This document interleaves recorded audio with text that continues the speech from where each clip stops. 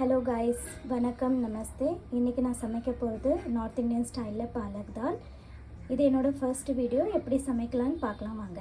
இதுக்கு தேவையான பொருட்கள்: பாலக் தேவையான அளவு, பருப்பு, சீரகம் தாளிப்புக்கு, வெங்காயம் 2 வெங்காயம், 2 தக்காளி, தேவையான அளவு கருவேப்பிலை, 8 மிளகாய், 2 பூண்டு. பருப்பை கொஞ்சம் எண்ணெய் ஊற்றி வேக வச்சுங்க. தேவையான அளவு எண்ணெய்,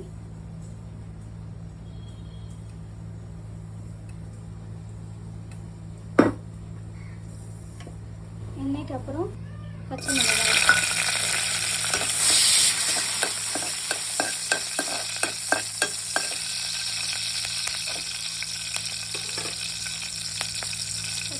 சேர்க்கணும். அதுக்கப்புறம் வெங்காயம்,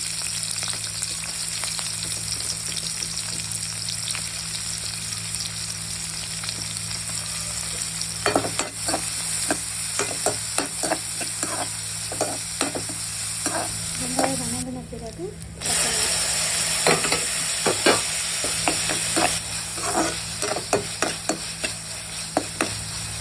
தக்காளி வணங்கின பிறகு கழுவி வச்சுட்டு பாலக்கு நம்ம ஆட் பண்ணிக்கிறோம்.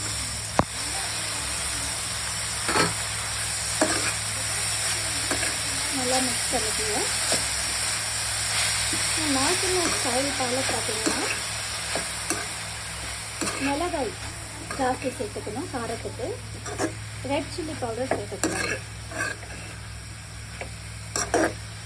அதனால தான் நான் 8 மிளகாய் சேர்த்துக்கிட்டேன். உங்களுக்கு ஸ்பைசி ஜாஸ்தி வேணும்னா இன்னும் கூட நீங்கள் ஆட் பண்ணிக்கலாம்.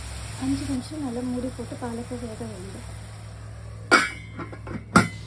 பாலக் தாலோட கடைசி தாளிப்பு சீரகம், கருவேப்பிலை, பூண்டு, கொதி வந்த பிறகு கொத்தமல்லி. இது லாஸ்ட்டில் சொல்கிறேன். இது தாளிப்பு எப்படி போடணும்னு. பாலக் நல்லா வெந்துருச்சு.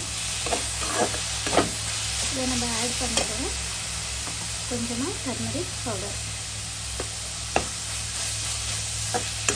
காரத்துக்கு ஒன்லி சில்லி மட்டும்தான், சில்லி பவுடர் கிடையாது.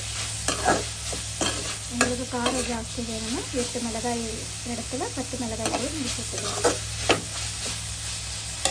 இப்போ நான் பாலக்கு நல்லா வெந்துருச்சு. இப்போ நான் ஆட் பண்ண போகிறேன் பருப்பு. வேக வச்சிருக்கு பருப்பு ஆட் பண்ணிக்கணும்.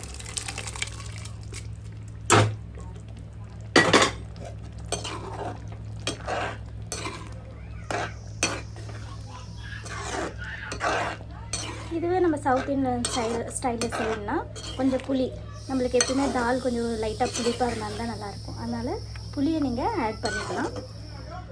இல்லைன்னா நார்த் இந்தியன் ஸ்டைல்லனா புளியெல்லாம் ஆட் பண்ணக்கூடாது. மிளகாத்தூள், மல்லித்தூள் எதுவுமே கிடையாது. காரத்துக்கு ஒன்லி க்ரீன் சில்லி மட்டும்தான்.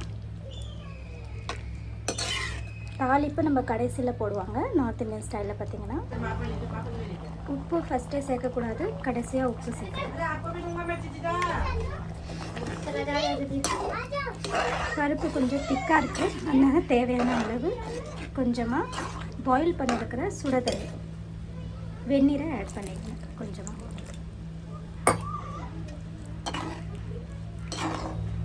வந்துருச்சு. இப்போ அதில் கடைசியாக நம்ம தாளிப்பு போட போகிறோம். தேவையான அளவு எண்ணெய் சூடாயிடுச்சு. தேவையான அளவு ஜீரகம், பூண்டு,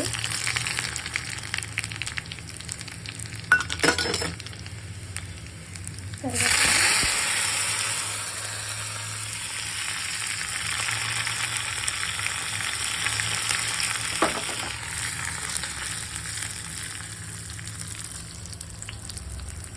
இதான் இதோட கடைசி தாளிப்பு.